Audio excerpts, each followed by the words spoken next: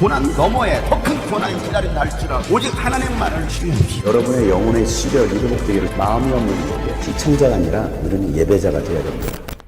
할렐루야, 한 주가 시작되었습니다. 우리에게 생명을 주신 하나님께 감사와 영광을 올려드리며 이 한 주도 주님의 말씀으로 인도함 받는 복된 한 주가 되기를 축복합니다. 함께 나눌 말씀은 창세기 41장 17절부터입니다. 바로가 요셉에게 말하였다. 꿈에 내가 나일 강가에 서 있는데 살이 찌고 잘생긴 암소 7마리가 강에서 올라와서 갈밭에서 풀을 뜯었다. 그것들의 뒤를 이어서 약하고 아주 흉측하고 야위인 다른 암소 7마리가 올라오는데 이집트 온 땅에서 내가 일찍이 본 일이 없는 흉측하기 짝이 없는 그런 암소들이었다. 그 야위고 흉측한 암소들은 먼저 올라온 기름진 암소 7마리를 잡아먹었다. 흉측한 암소들은 살이 찐 암소들을 잡아먹었는데도 여전히 굶은 암소처럼 흉측하였다. 그리고는 내가 깨어났다. 내가 또다시 꿈에 보니 한 줄기에서 자란 이삭 7기가 있는데 잘 여물고 실한 것들이었다. 그것들의 뒤를 이어서 다른 이삭 7기가 피어나오는데 열풍이 불어서 시들고 야위고 마른 것들이었다. 그 야윈 이삭이 잘 여문 7 이삭을 삼켜버렸다. 내가 이 꿈 이야기를 마술사와 여인들에게 들려주었지만 아무도 나에게 그 꿈을 해몽해 주지 못하였다. 요셉이 바로에게 말하였다. 임금님께서 2번 꾸신 꿈의 내용은 다 같은 것입니다. 임금님께서 장차 하셔야 할 일을 하나님이 보여주신 것입니다. 그 좋은 암수 7마리는 7회를 말하고 잘 여문 이삭 7개도 7회를 말하는 것입니다. 두 꿈이 다 같은 내용입니다. 뒤따라 나온 야이고 흉측한 암수 7마리나 열풍에 말라버린 쓸모없는 이삭 7개도 역시 7회를 말합니다. 이것들은 흉년 7회를 말하는 것입니다.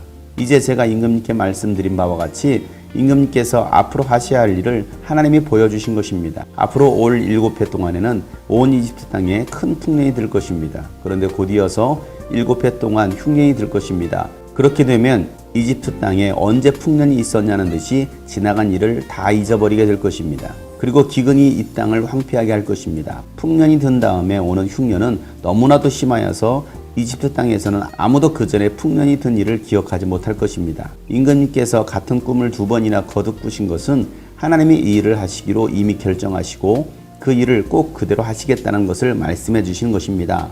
이제 임금님께서는 영철하고 슬기로운 사람을 책임자로 세우셔서 이집트 땅을 다스리게 하시는 것이 좋을 듯합니다. 임금님께서는 전국의 관리들을 임명하셔서 풍년이 계속되는 7회 동안에 이집트 땅에서 거둔 것의 5분의 1을 해마다 받아들이도록 하심이 좋을 듯합니다. 앞으로 올 풍년에 그 관리들을 온갖 먹거리를 거두어 드리고 임금님의 권한 아래 각 성읍의 곡식을 갈무리하도록 하십시오.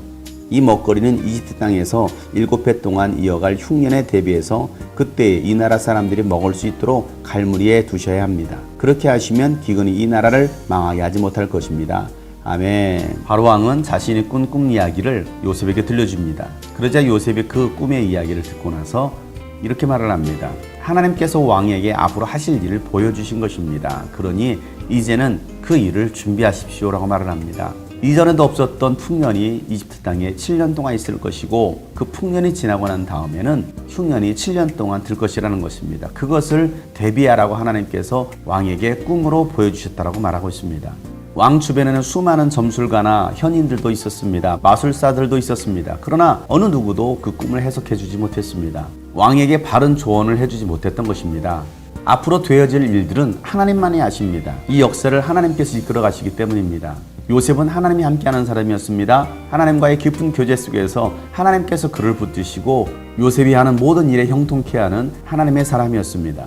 세상의 지식을 가지고 있는 사람이라 할지라도 하나님의 하시는 일은 깨닫지 못합니다. 하나님의 일은 하나님의 성령의 충만함 받은 사람만이 알 수가 있습니다. 그리고 요셉은 바로에게 조언을 합니다. 7년 대풍년과 7년 대흉년을 대비해서 명철하고 슬기로운 사람을 책임자로 세워서 이집트 땅을 다스리게 하는 것이 좋을 것이다 라고 말을 합니다. 그래서 풍년과 흉년을 대비해서 곡식들을 쌓아두고 기근이 이 나라를 망하지 못하도록 하는 것이 좋겠습니다 라고 요셉은 말을 합니다. 그 어느 현인보다도 마술사보다도 지혜롭게 말한 것입니다. 하나님의 사람은 세상의 사람보다도 뛰어나야 됩니다. 명철과 지혜가 뛰어나야 합니다. 그러기 위해서는 늘 하나님과 함께하고 하나님의 인도를 받고 하나님과 친밀한 사귐을 가져야 됩니다.